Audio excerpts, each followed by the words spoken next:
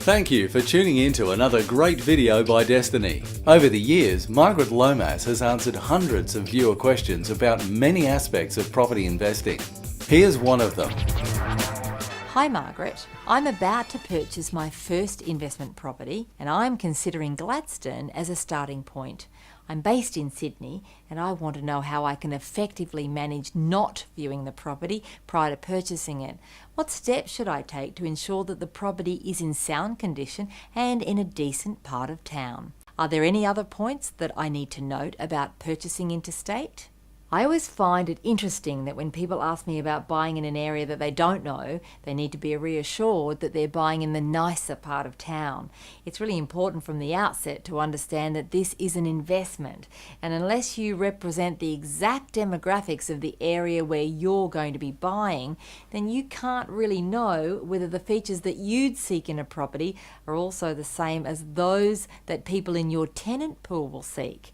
Here are some really important factors. When you explore the growth drivers in an area, these growth drivers will apply to all of that area. While nicer parts of town may cost more to buy, the rate of growth will usually be the same with the cheaper properties, and those cheaper properties will just always remain cheaper. The demographics of a growing area generally change rapidly.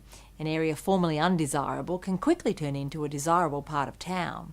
You should buy in the area which has the most growth drivers, as that's the only way to work out where to buy. It may not be the prettiest part of town. Paul, you also want to be reassured that you buy something which is in sound condition. Interestingly enough, even if you did look at it, you're unlikely to be able to tell if it's sound unless you've got specific qualifications to do so. So it's a false notion that looking at the property can improve its performance as an investment. To make sure that you're buying something habitable, get as many photos from the agent as possible, not the marketing ones, actual candid shots. Ask a local property manager to take a look for you and then give them the management job if they do this. Always arrange a qualified building inspector to prepare a report for you before you sign any unconditional contracts. Now Paul, if you do all of that, then you really do reduce the chances of buying something with problems. But as you've not travelled to look for yourself, you've also saved money as well, and you've also avoided the risk that you'll buy emotionally, or worse still, not buy because of how you feel.